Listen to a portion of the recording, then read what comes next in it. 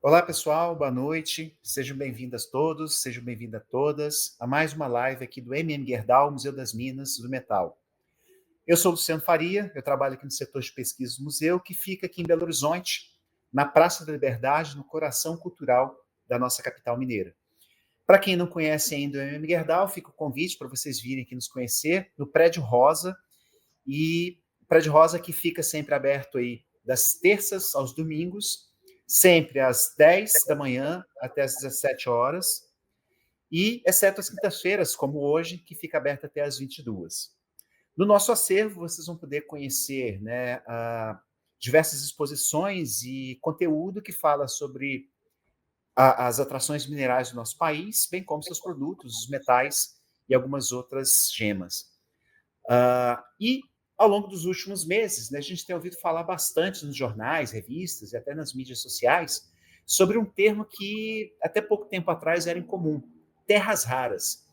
E tudo que a gente ouve falar, né, a respeito desse termo, nas terras raras, aponta que eles são minerais e elementos químicos que têm se mostrado estratégicos para o desenvolvimento de novas tecnologias e para que países possam manter é, para os países que possam manter em seus territórios esses tipos de minérios, a possibilidade de novas tecnologias a serem desenvolvidas. E é sobre essa riqueza e suas estratégias que vai nos falar hoje nosso convidado, o professor Fernando Landgraf. Boa noite, professor. Boa noite, Luciano, boa noite, pessoas que estão nos vendo.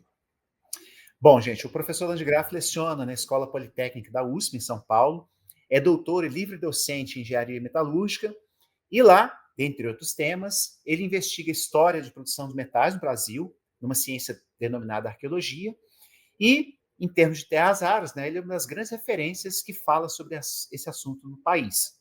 E hoje ele vai nos apresentar a palestra intitulada Oportunidades e Desafios para as Terras Raras no Brasil em 2025. E antes de passar a palavra para o professor, é sempre bom pedir que vocês venham nos visitar aqui no nosso museu. Tá? Nosso museu, vocês podem ver a nossa programação através do site, que vai aparecer aqui agora, né, que é o www.mmgerdau.org.br, ou pelas nossas mídias, Instagram, Facebook, e dentre outras, a partir do @mmgerdau. O Gerdau, Museu das Minas do Metal, é financiado via Lei Federal de Incentivo à Cultura e recebe o patrocínio da Gerdau e o apoio da CBMM. Professor, a fala é toda sua.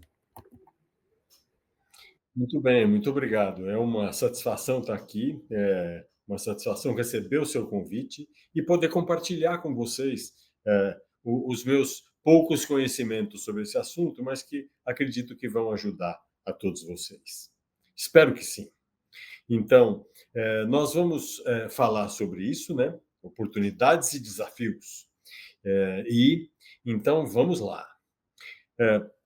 Como vocês sabem, né, muita gente está falando sobre as terras raras.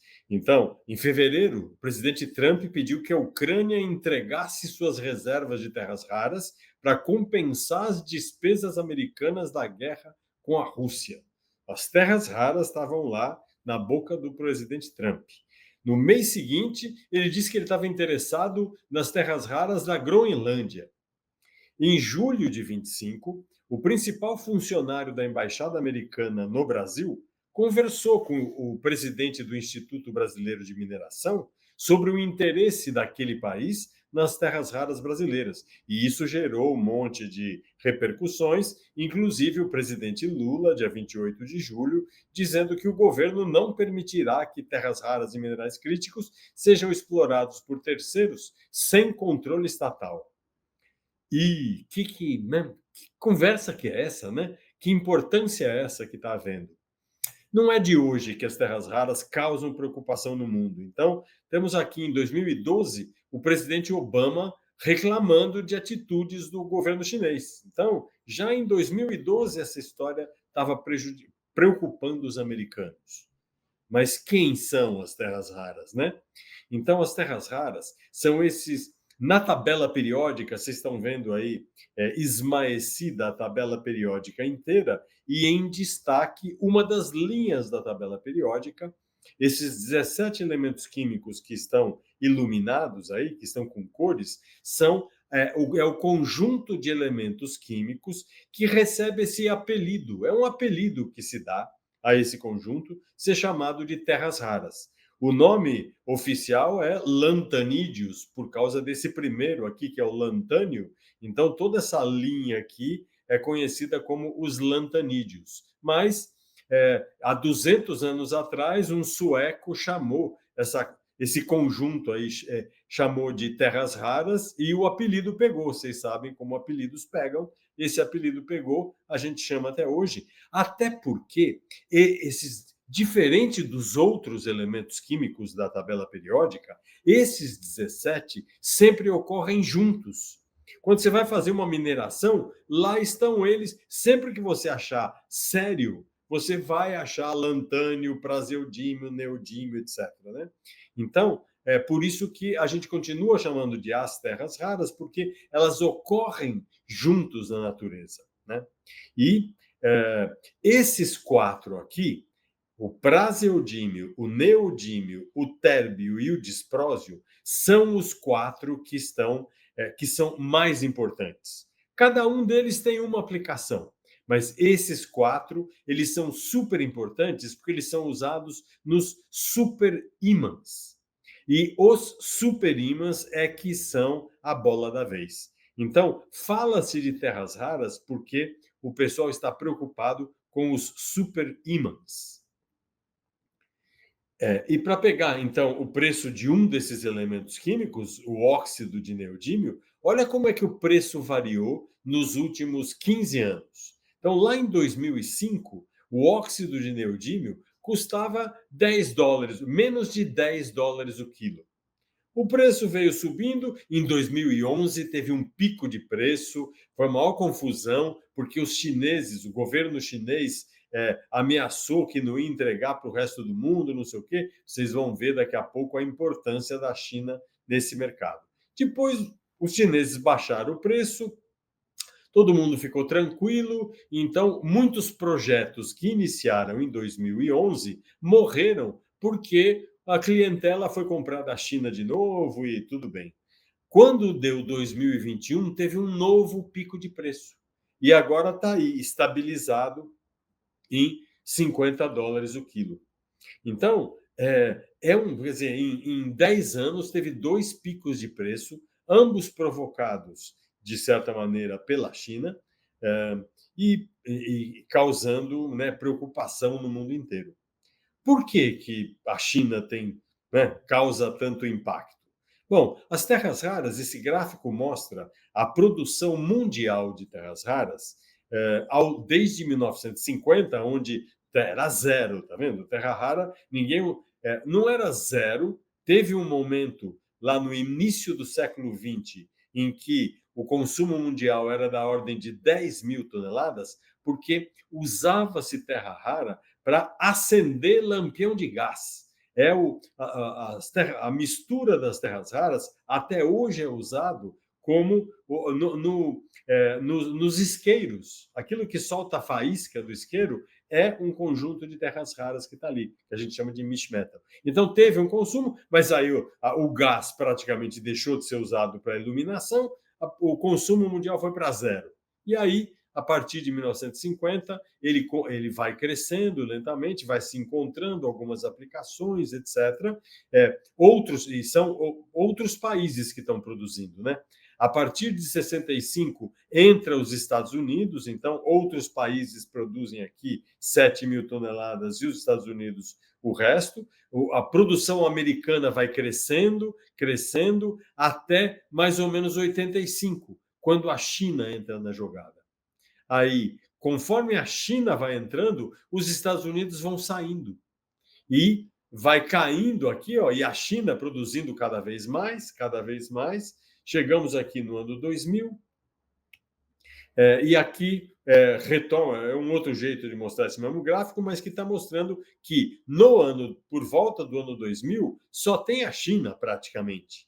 Entre 2005 e 2010, só a China produziu. Por quê? Porque eles têm grandes reservas de terras raras na China e porque em 85 o secretário-geral do partido naquele tempo, lá, opa, desculpa, escapou. O secretário-geral do partido da China naquele tempo falou: olha, essas terras raras são uma oportunidade para a China. Se o Oriente Médio tem petróleo, a China tem terras raras. Vamos ver o que a gente faz com isso. E investiram tremendamente, começaram a vender por preços baixos, dominaram totalmente. Até aquela crise de 2011. Em 2011, aí, a confusão no mundo foi tão grande que alguns projetos concorrentes nasceram. Então, vocês estão vendo aqui. Então, se a gente chegar hoje, a China continua sendo o maior produtor, os Estados Unidos voltaram a produzir, como vocês estão vendo aqui. Aí, Myanmar, lá na Ásia, alguns outros países vão produzindo. O Brasil tem uma mínima produção. A Austrália é o amarelo. A Austrália é um player relevante aqui no jogo. Então, estamos assim, quer dizer, a China com 60% da produção mineral, né? Mas, olha só o que vai acontecer. Se a China tem 60% da produção mineral, quando você vai para o refino das terras raras, a China tem 80%. Olha isso aqui. O único competidor significativo é a Malásia, que, na verdade, é uma empresa australiana. Então, a Austrália minera terras raras, leva as terras raras para a Malásia e lá faz o refino, quer dizer, separa os elementos. Porque o mundo não quer usar todos juntos, né? O ímã não dá para colocar todos juntos no ímã. Eu preciso só de neodímio, ou de neodímio e disprósio. Então, eu tenho que separar. E isso custa caro, né?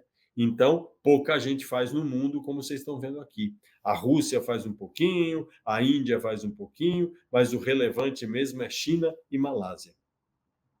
E se a gente for para os ímãs, aqui é um outro jeito de representar. Então, está mostrando uma figura parecida com o que a gente já mostrou, ou seja, mineração é praticamente a China com 60%, depois vem os Estados Unidos com outro tanto, etc.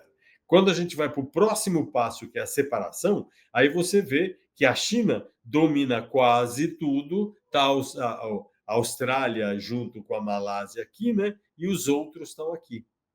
Aí, quando você vai para a fabricação do ímã, que é a última daqui, ó, para 90% dos ímãs do planeta são produzidos na China e o resto no Japão. Então, quando a China resolve falar para os Estados Unidos, aí os Estados Unidos, vocês acompanharam isso, né? Os Estados Unidos falaram: não, eu vou taxar a China porque vocês entregam coisa muito barata aqui. Aí a China falou: tá bom, eu não vou mais entregar ímã de terras raras para você. Mas na semana seguinte, houve uma reavaliação, os Estados Unidos diminuíram as taxas chinesas e os chineses estão entregando a conta-gotas os ímãs de terras raras para o Ocidente.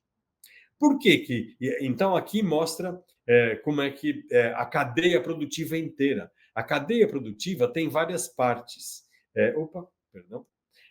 Ela tem várias partes. Essa primeira parte aqui é a mineração, né?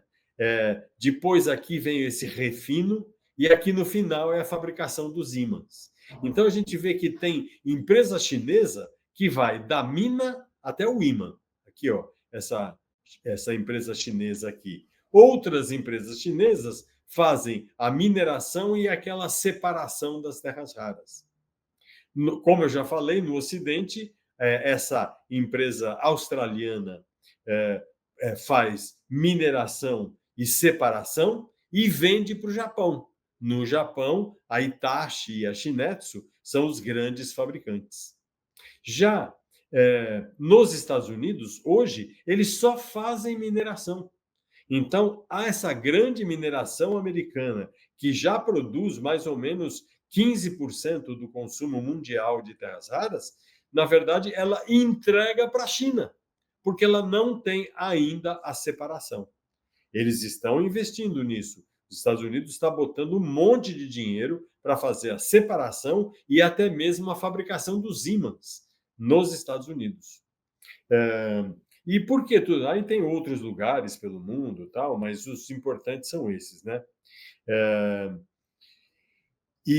mas o que se faz com esses ímãs, né? Por que está tanto buchicho, né? Bom, o principal são as turbinas eólicas e o powertrain, quer dizer, a produção, os motores dos carros elétricos, né? Essa previsão aqui está prevendo que não vai crescer tanto assim o consumo de ímãs nos veículos. Outros caras preveem um crescimento muito mais significativo. Aí tem um crescimento importante de turbinas eólicas, ar-condicionado, os motores de velocidade variável, quer dizer, ar-condicionado de velocidade variável usa esses ímãs. E aqui embaixo tem uma outra aplicação que não tem sido muito falada, mas que eu acho muito importante, que são as memórias das nuvens. A gente cada vez usa mais nuvem. A inteligência artificial é baseada na nuvem. E onde é que fica a memória da inteligência artificial? Em discos rígidos, que nem aqueles dos nossos computadores, de até pouco tempo atrás. Então, as memórias continuam sendo de discos rígidos. Então, isso, para mim, é uma aplicação que vai ser muito importante. Mas vocês veem que o mercado mundial, olha aqui em 2022, é na faixa de 120 mil toneladas por ano. Bom, 120 mil toneladas por ano a $100 o quilo médio do ímã, nós estamos falando de 12 bilhões de dólares em 2020. Isso parece muito, mas vamos comparar, né? Eu perguntei para o ChatGPT qual era o mercado mundial de automóveis e me entregou um número de 3 trilhões de dólares. Então, você vê que os ímãs é 0,3% do mercado de automóveis. Então, tudo bem, é importante, economicamente, tem um papel, mas é por isso que está causando tanto fuzuê? Não, né? Não é por isso, não. Qual é o motivo? É militar. As terras raras são usadas nos motores elétricos de submarinos, aviões e drones. Olha aqui, ó. Um avião usa 400 quilos de ímã. Um navio daquele ali tem 2 toneladas de ímã. Um submarino tem 5 toneladas de superímãs. Então, é nas aplicações militares que a coisa está pegando. Tem uma outra estratégia quanto ao futuro, né? Se eles são usados em máquinas fundamentais para redução do CO2 e do aquecimento global, então é estratégico deste ponto de vista, né? Carros elétricos, geradores eólicos usam esses ímãs. Essa conversa que vocês ouvem falar aí algumas vezes, que as terras raras são usadas em baterias, não é mais, viu? Isso é informação velha. Aquelas baterias de níquel hidreto, que é o que a gente usava no celular há 10 anos atrás, usava terras raras. Mas agora, as baterias de lítio não tem terra rara, não. Mas o povo continua repetindo umas coisas como essa por aí. Bom, e por que o Brasil tem uma oportunidade? Por que nós estamos aqui falando sobre isso? Porque o Brasil tem a segunda maior reserva de terras raras do planeta. Então, será que nós vamos ser capazes de trabalhar com esses superímãs, de atender esse mercado, né? Esses ímãs, cada ímã usa 30% de neodímio na composição química, né? E custam hoje $100 por quilo, como eu já comentei. O motor do Tesla, né, do modelo 3, que é o motor menorzinho, ele usa esses ímãs. Vocês estão vendo aqui esses Vs que estão aqui, ó, tá vendo um V aqui, outro V aqui? Cada um desses Vs é um ímã que está colocado aqui, que vai, né, em todo dentro do rotor do motor que fica aqui. Então, isso tudo gira dentro do motor, é isso que dá o torque do motor, são esses ímãs que ajudam a ter o torque do motor. Então, e aí, só para explicar por que não é só o neodímio que é importante, por que o tal do disprósio também é porque os superímãs, eles são insubstituíveis justamente pela sua resistência à desmagnetização. uma vez que você magnetizou esse ímã, ele resiste à desmagnetização fortemente. Mas, com o aumento da temperatura, ele perde essa resistência. Então, o ímã só de neodímio, ele pode ser usado até 120 graus. E quando você quer fazer um motor desse aqui pequeno, ele esquenta, né? Então, ele pode chegar em temperaturas até de 200 graus. O que o pessoal descobriu? Olha essas curvas aqui, ó. A pretinha aqui, a número 1, 0% de disprósio. Aí, com 1% de disprósio, veio para cá. Isto aqui, ó, essa medida aqui, ó, é a resistência à desmagnetização. A gente chama isso aqui de campo coercivo do ímã, ou campo coercitivo do ímã.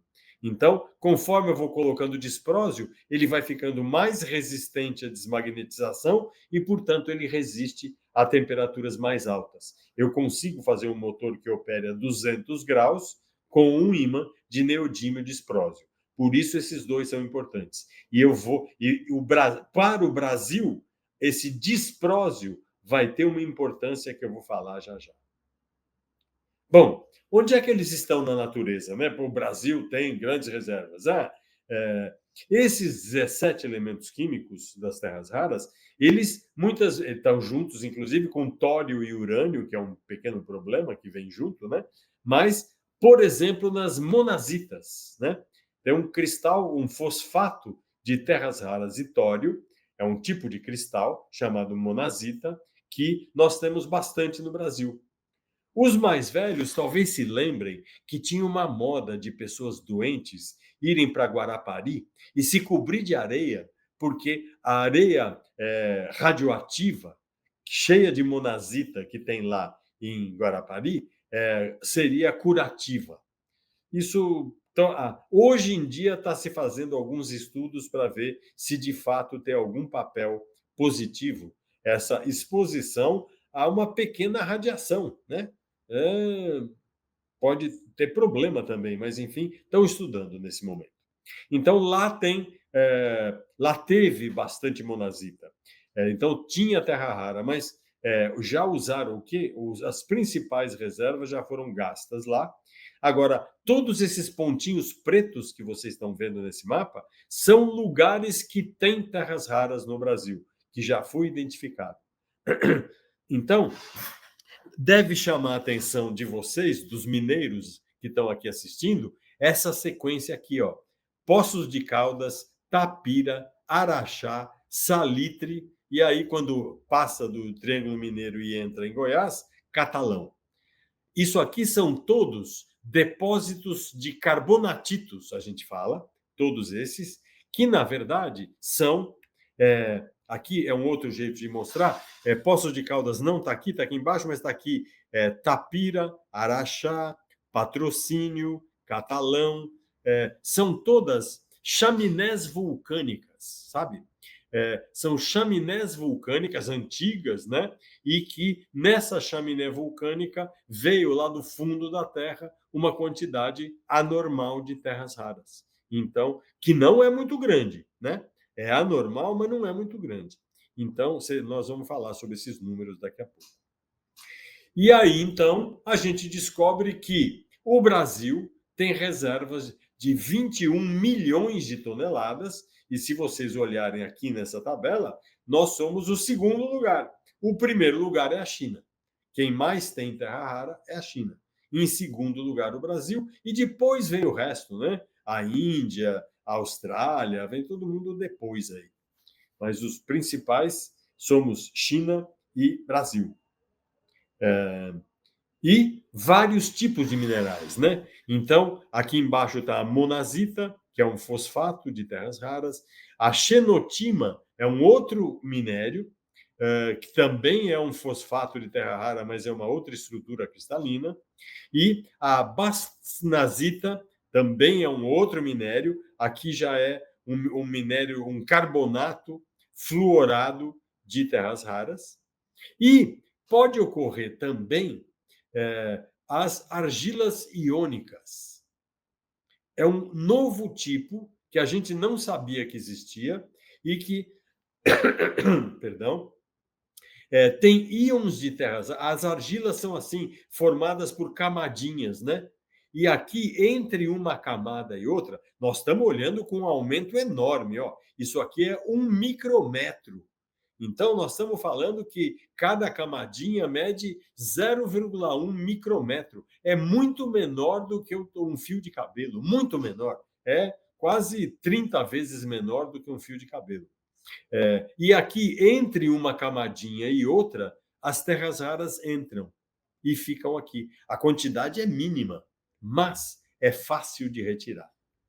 Então, certos minérios, como os de Araxá e Catalão, eles são difíceis de concentrar. Por quê? Olha aqui, um cristal que tem lá em Araxá, né? Que tem lá dentro, aqui é um pedrisco daquele minério que tem muito óxido de ferro, olha aqui, gorxeita, é um minério de ferro. Essa cor aqui de burro, quando foge aqui, é um minério de ferro que está aqui. E o verdinho é a monazita. Então você vê que os cristais de monazita são muito pequenininhos e estão junto com o ferro. Então, para eu conseguir extrair a terra rara, eu vou ter que atacar quimicamente esse minério. Vai custar um dinheirão fazer isso. A CBMM, que fica lá em Araxá, descobriu que tinha essa monazita e investiu um belo de um dinheiro para chegar à conclusão de que não era economicamente viável. Né? Investiu, atacou e tal, mas chegou em $10 o quilo e o mercado compra por 5. Então, não tinha quem comprasse. Então, eles desistiram. A mesma coisa acontece em Catalão, né? Que é ali em Goiás, no sul de Goiás. Mesma coisa, tá vendo? É um cristal bem parecido com aquele. Então, o verdinho é a terra rara. Então, de vez em quando aparece uma monazita maiorzinha aqui, mas é raro. Então, esses minérios, nós temos, mas eles são difíceis de concentrar.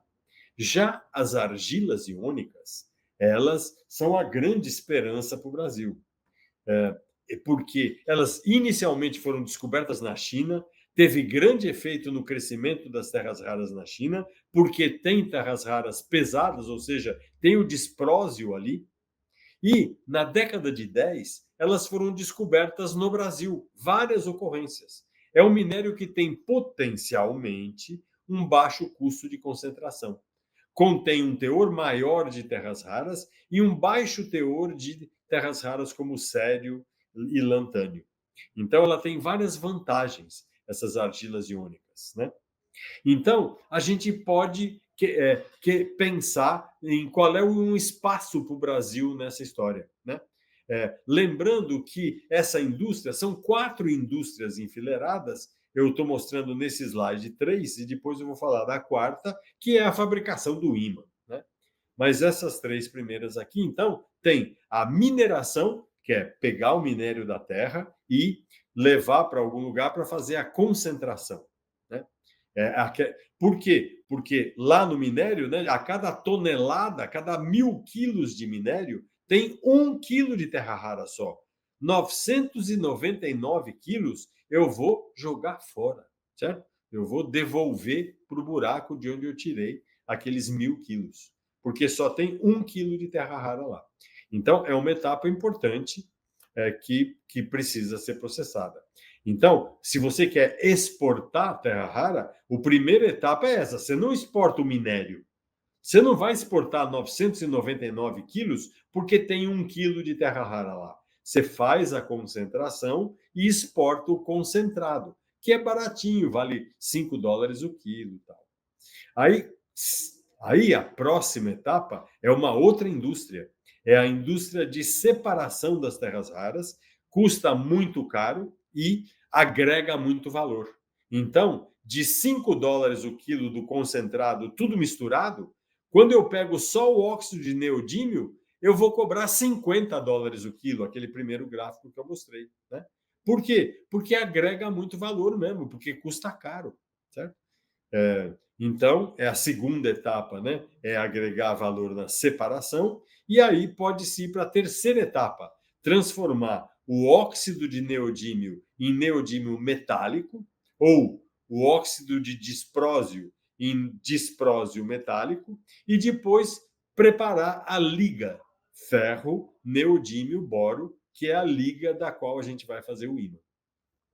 Então, nós vamos falar agora dessas 3 etapas. Então, nós temos vários projetos de mineração de terras raras no Brasil hoje. Nós temos a única que já está em operação é a mineração Serra Verde, que fica em Minaçu, Goiás. E nós temos outros projetos, um outro projeto em Goiás, que é o projeto Carina, que fica em Nova Roma, pertinho um do outro, da empresa Aclara. Depois, em Poços de Caldas, tem vários projetos. Os 2 mais avançados são o projeto Caldeira, da empresa Meteoric, o projeto Colossus, da empresa Viridies, e depois, na Bahia, uma outra empresa americana, Energy Fuels, tem 17 direitos minerários em vários lugares. Muitos outros têm sido anunciados. Semana passada falaram, no Rio Grande do Sul também tem.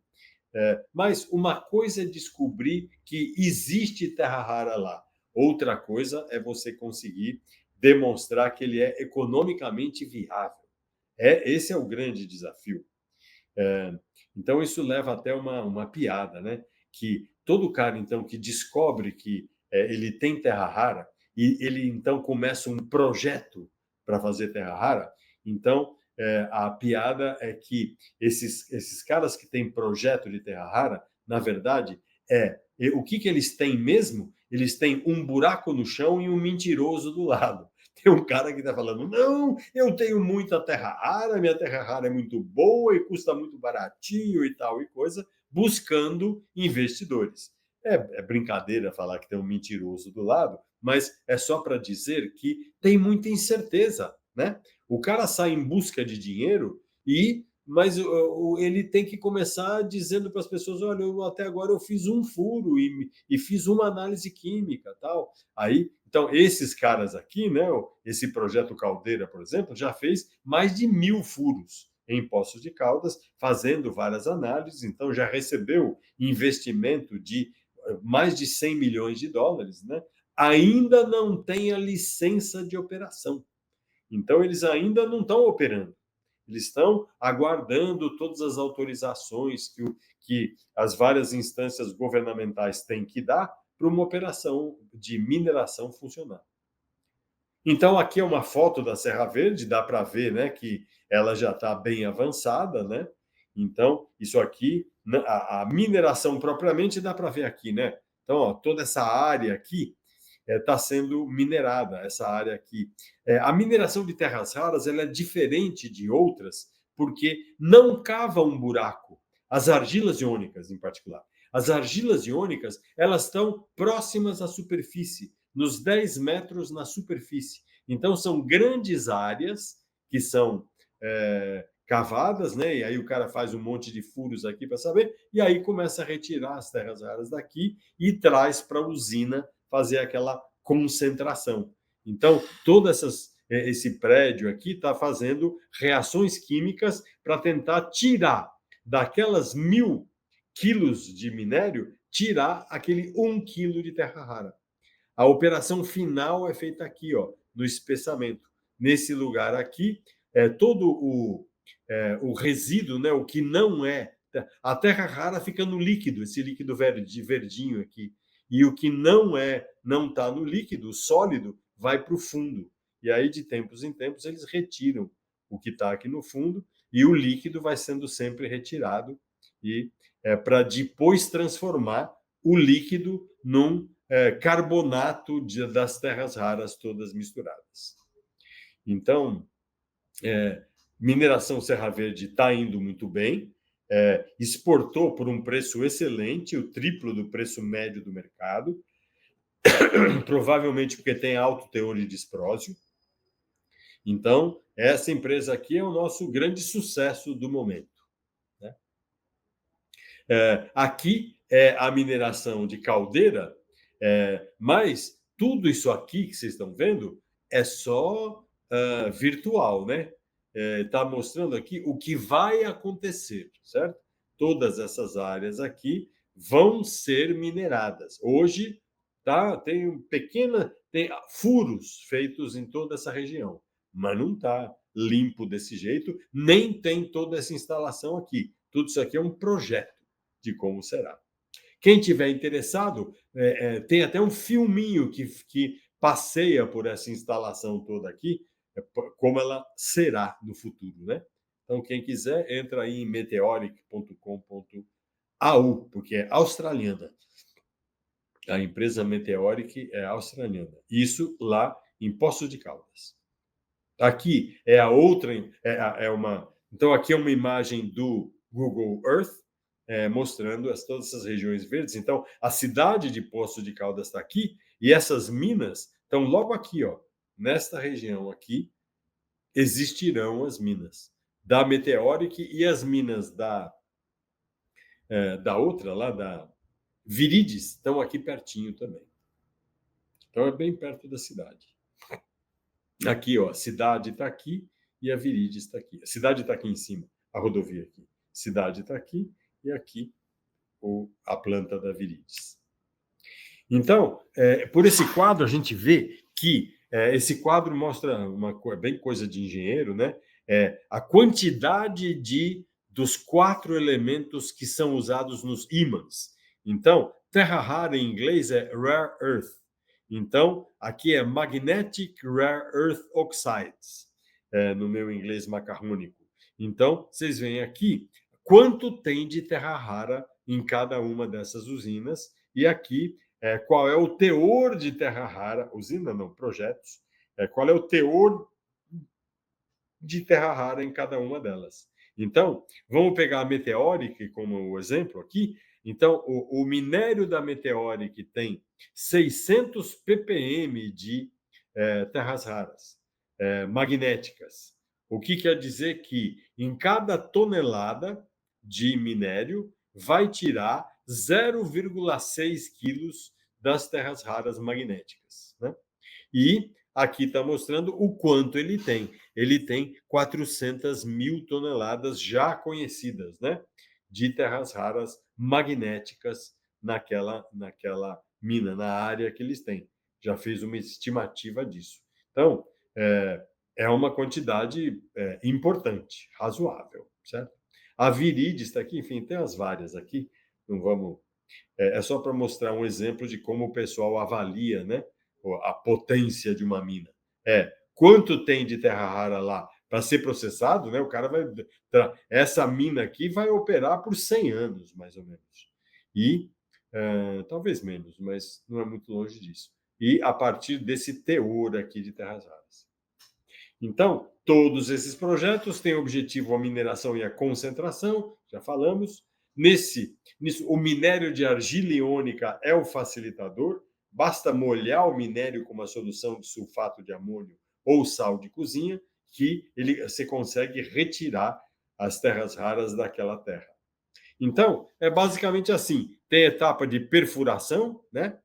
Depois tem a etapa que vem aqui o tratorzinho e tira lá o minério, né? Tira essa argila iônica, leva para a usina que vai beneficiar e concentrar o minério e depois exporta, se quiser parar aqui o seu processo. Aquelas empresas têm esse objetivo aqui. Eles querem exportar, certo? Esse é o objetivo deles. Essa concentração, né, que eles fazem, na China é feita uma concentração com lixiviação de pilhas. Então aqui, ó, debaixo dessa lona, tem uma pilha de minério, eles trouxeram o minério para cá, e aí vão molhando o minério daqui por cima. E aqui, essa solução aquosa de sal ou de sulfato de amônia, que arrasta as terras raras e deixa todo o resto lá, escorre por esses tubinhos e vem para cá, né, para ser separado dos últimos sólidos. Então, isso aqui são essas bacias verdinhas, é onde tem o líquido que contém terra rara. E aí, esse líquido é que vai ser depois levado para um outro lugar para produzir um sólido que vai ser o carbonato de terra rara, que é o que é vendido no comércio internacional. Essa imagem é de Myanmar, né, lá na Ásia. Desculpa a tosse, pessoal, estou com essa gripe. Parece que os projetos brasileiros não vão usar, né? Então, se você...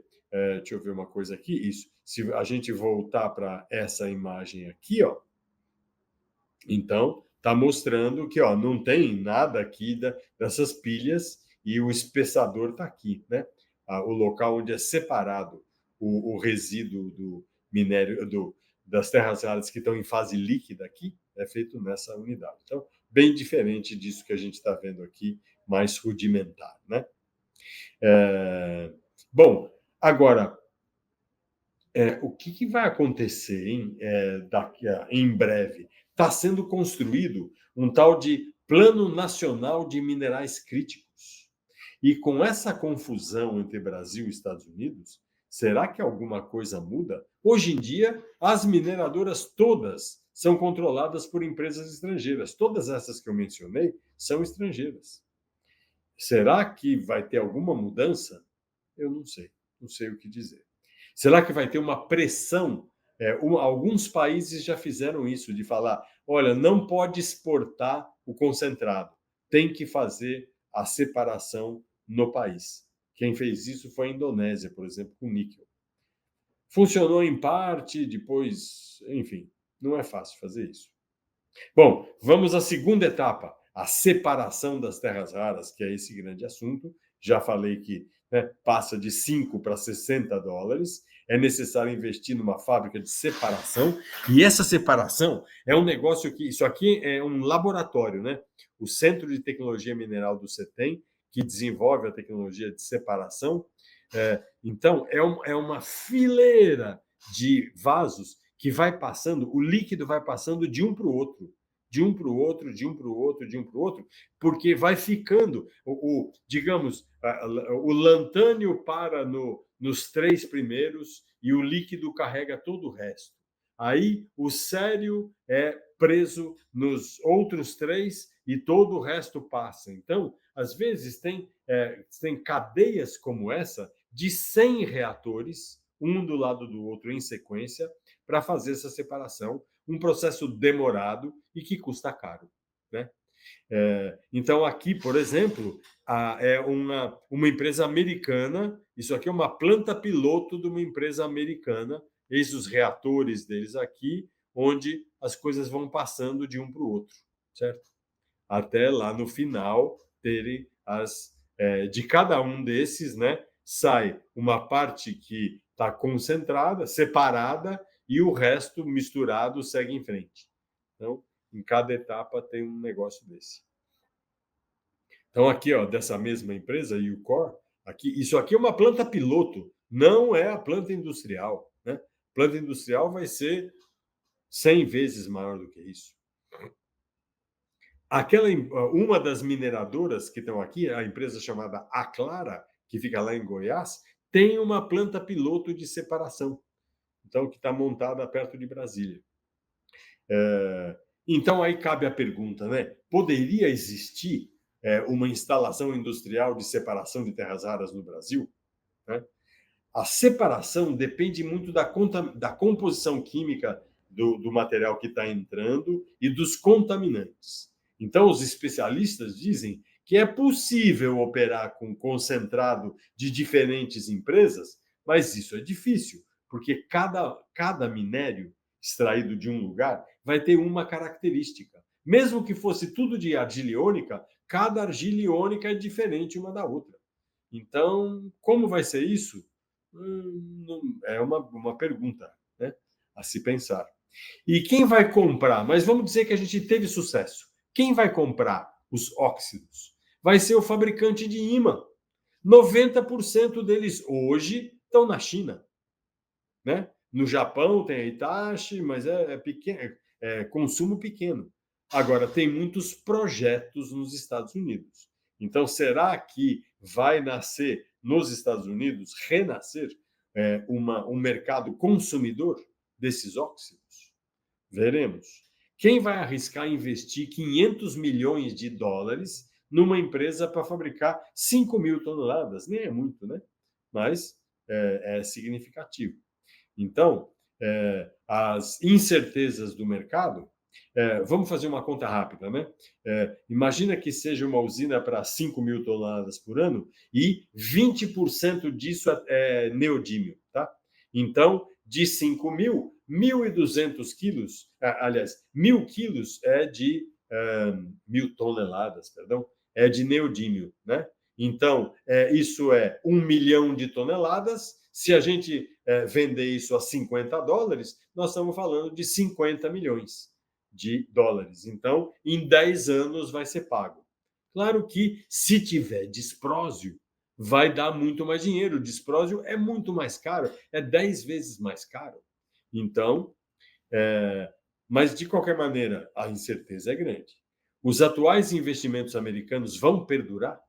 Os projetos americanos podem criar uma oferta maior do que a demanda americana. Então, como é que vai ficar uma usina no Brasil se a oferta americana de terra rara for maior do que a demanda americana pela fabricação de ímãs? Então, se os riscos são grandes, será que cabe um investimento do governo como o governo americano está fazendo? Quer dizer, está acontecendo uma coisa que eu nunca tinha ouvido falar. O Pentágono é sócio da mina americana, da Mountain Pass. O Pentágono colocou 500 milhões de dólares lá. Então, agora é uma empresa metade do governo, metade privada. Ué, então poderia ter uma coisa como essa no Brasil? Nós vamos criar a Terras Raras Brás? Ou uma joint venture governo-empresa privada? A gente tem algumas experiências de sucesso. A gente tem uma implicância com isso, com razão, né?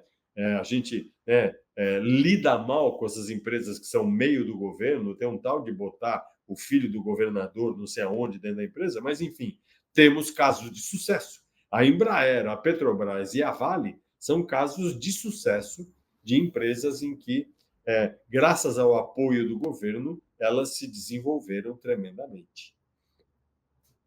Agora, uma coisa que tem que pensar é o impacto ambiental dessa etapa de separação. A gente precisa entender melhor. Eu não entendi ainda, não sei, não conheço esse assunto. Os artigos falam que lá na Malásia não tem problema nenhum, onde a Austrália faz o refino dela, né, a separação dela na Malásia. Artigos científicos dizem não, o impacto é mínimo, mas os ambientalistas de lá estão lutando contra. Então, temos um problema ali. Então, é uma coisa para a gente entender melhor, sabe?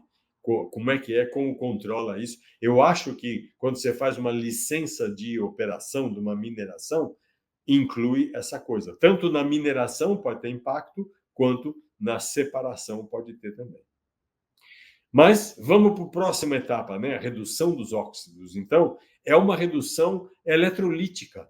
Só que o único jeito, né? Como não tem os óxidos de neodímio não ficam em solução na água, eu sou obrigado a fazer um banho de sal fundido, um monte de fluoretos eu fundo para poder jogar o óxido de neodímio ali e aí fazer uma eletrólise, certo? Onde, então, dá para ver aqui que o catodo está aqui em cima, né? O catodo é de tungstênio e eu tenho 2 anodos de grafita, um do lado do outro, né? Então, aqui o óxido de neodímio, né, ou íon de neodímio, vem até o catodo, se transforma em neodímio metálico, porque pega um elétron, e desce, atravessa esse sal fundido e vai se coletar aqui no fundo. Então, vai recolhendo aqui no fundo. Exatamente como é feito o alumínio. O alumínio é feito exatamente assim. Então, o IPT, nossa, está cortando uns pedaços. O IPT trabalha há 8 anos nesse assunto, domina bem a tecnologia, e aqui está a planta de laboratório do IPT. O IPT já fez vários quilos desse material, do neodímio, né? No IPT, que é o Instituto de Pesquisas Tecnológicas, que fica em São Paulo.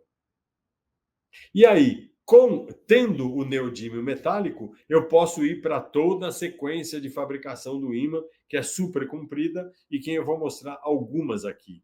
A primeira é o tal do strip casting, do neodímio ferro-boro. Eu não posso solidificar muito lentamente, não. Eu tenho que solidificar meio rápido. Então, o metal líquido vem e tem uma roda de cobre, aqui, ó, uma roda de cobre, que gira e solidifica e cospe fora essa tirazinha que mede mais ou menos 1 milímetro de espessura, né?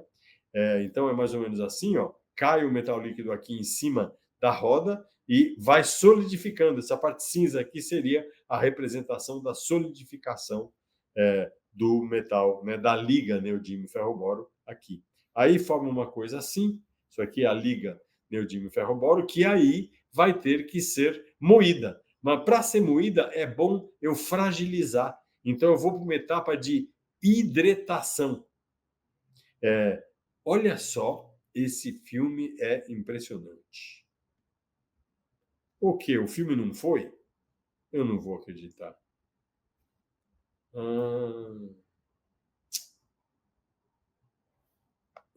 Não é aqui. Puxa, na hora que eu enviei para vocês esse vídeo, tiraram fora o filme. Enfim, o hidrogênio, ele entra dentro do... Isso aqui são plaquinhas do nosso material, da liga neodímio ferro-boro. O hidrogênio é dissolvido dentro desse sólido e ele faz o material expandir. E ele expande e vai quebrando sozinho. Então o filme mostra isso. Esse negócio aqui virando pó na nossa frente. Pena que não vamos ter o filme para mostrar.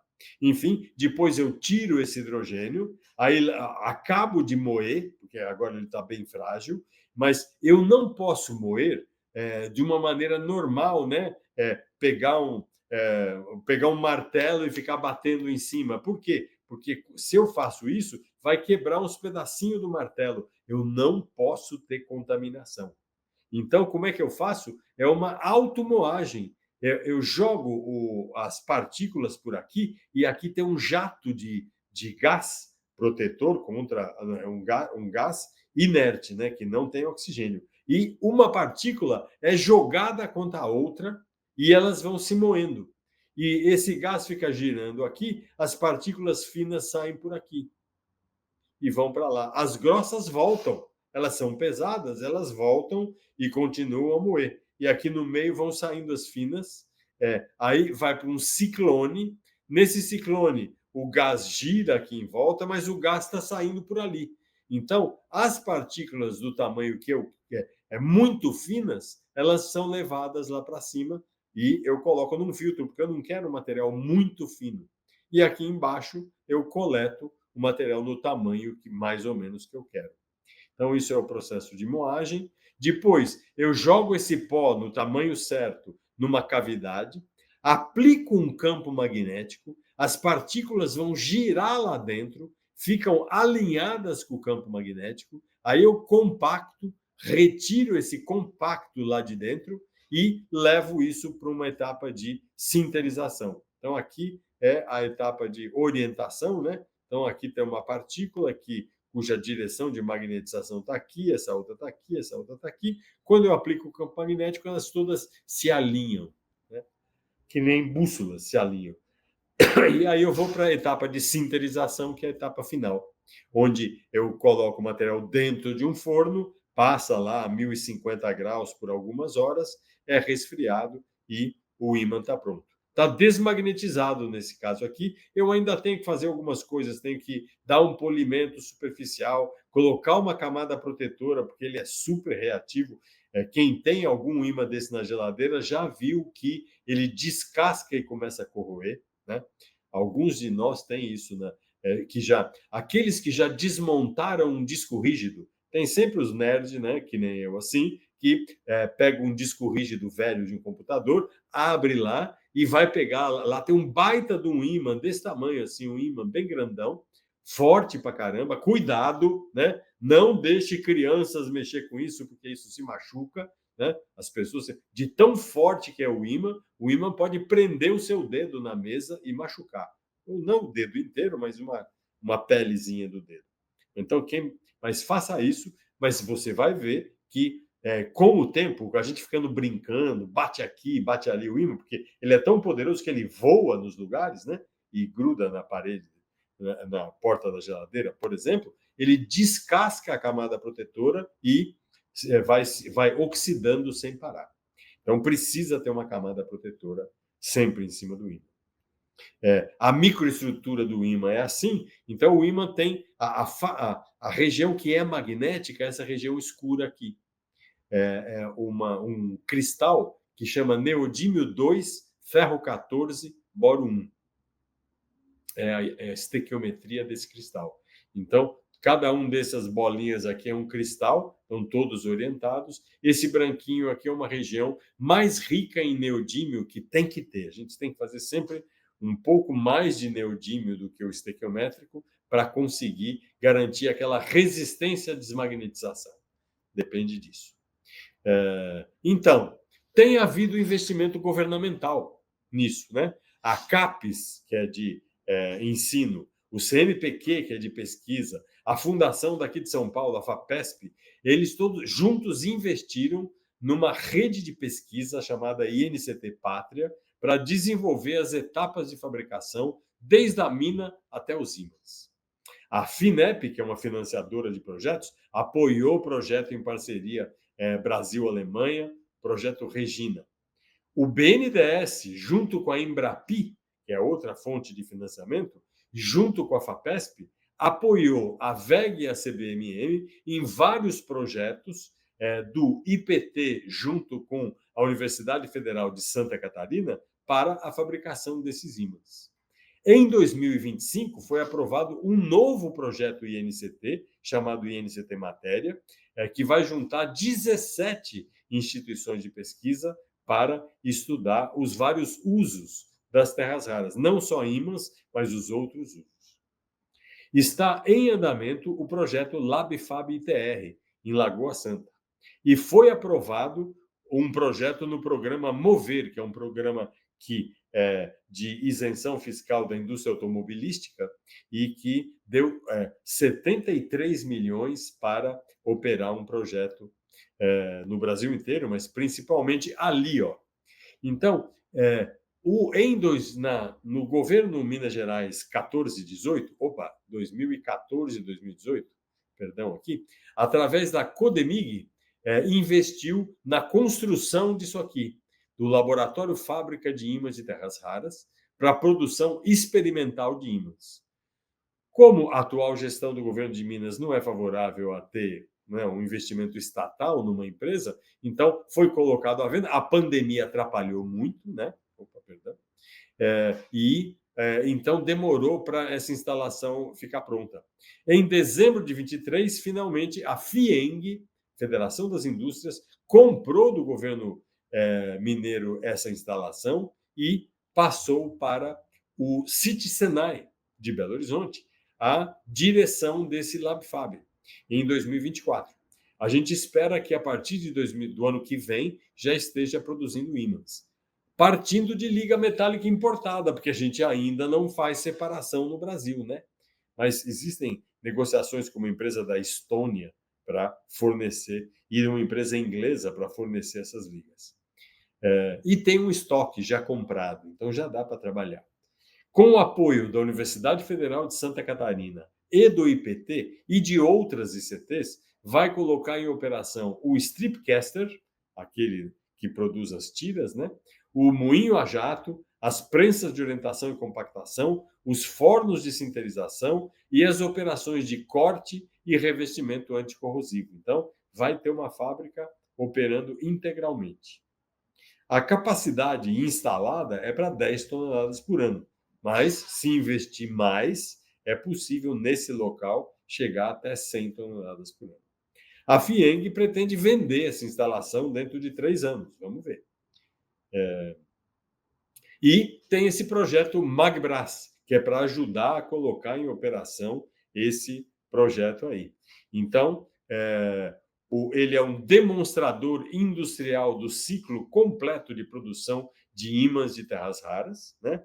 O proponente principal foi a VEG, e as empresas parceiras são a Stellantis, a Schultz, a IVG Brasil, a Vale, a Mosaic Fertilizantes, que é uma empresa que tem terras raras agora não sei se é Minas Gerais ou se é Goiás, mas é ali, e algumas startups, certo? Quem quiser saber mais, entra nesse site aqui. E, portanto, acabando, nós temos mineração com alto potencial, nós temos os usuários finais, porque a WEG é um fabricante de motor elétrico e de gerador eólico. Então, temos usuário final. A gente tem consumo de ímã. A gente tem competência e potencial para estabelecer uma fábrica de ímãs. Falta uma peça essencial. Empresas interessadas em investir na separação de terras raras. O BNDES está oferecendo incentivos. A Política Nacional de Materiais Críticos poderia incluir vantagem fiscal para quem investir nisso aí. Então, é isso que eu tinha para contar para vocês. Muito obrigado pela atenção de vocês. E, por fim, queria agradecer à FAPESP, ao CNPq e à CAPES pelo apoio ao INCT Pátria, né? A FAPESP pelo processo desse número. Muito obrigado.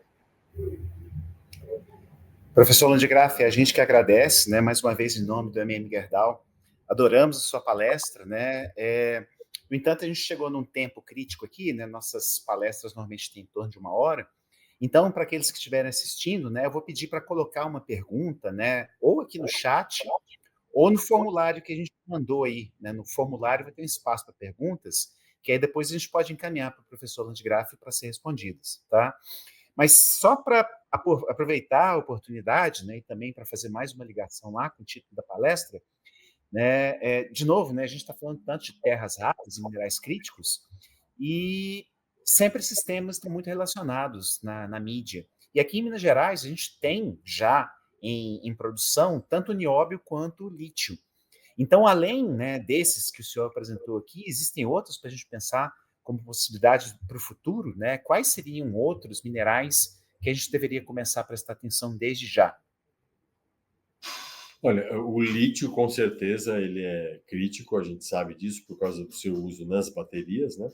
E aí, por causa das baterias, por causa da importância das baterias, também se fala de 2 outros componentes que são usados nas baterias, o níquel e o cobalto. O cobalto a gente tem pouco, né? Mas tem no Brasil pouco. Tem em Niquelândia, que fica em Goiás também, né? Ou é Minas? Não sei. Niquelândia, agora estou na dúvida. Mas é ali. É perto daqueles vulcõezinhos ali. Então, né, tem vários minerais ali que vale a pena. Bom, então, o senhor e todo mundo que está nos assistindo aqui estão convidados, tá? E queria agradecer mais uma vez a todo mundo que esteve presente, mandando comentário, mandando as perguntas, né? Novamente, peço para que vocês mandem suas perguntas, né? Tanto aqui no formulário quanto no chat. A gente encaminha para o professor Landgraf e depois reencaminha essas respostas para vocês, tá ok? Professor, mais uma vez, muito obrigado, tá? O senhor já é nosso sócio aqui, já praticamente um influencer digital nosso do museu, tá? É um prazer tê-lo mais uma vez. Se eu tiver mais alguma coisa para falar. Não, agradeço muito, parabenizo ao museu por essa iniciativa, super importante, porque isso vai ficar no YouTube, vai ficar disponível para o Brasil inteiro, quem quiser saber mais, né? Porque a imprensa divulgou pequenas coisas, né? Eram fragmentos. Aqui a gente teve a oportunidade de apresentar uma visão bem, eu acredito, bem global da situação. Então, o fato do museu criar essa oportunidade é muito especial e recomendo aos pessoas que estão assistindo a conhecerem o museu. É muito bonito, muito legal. Bom, professor, então, com mais essa fala, eu termino aqui, tá, gente? Então, muito obrigado, tá? Até uma próxima live. Até a próxima, professor. Tchau, tchau.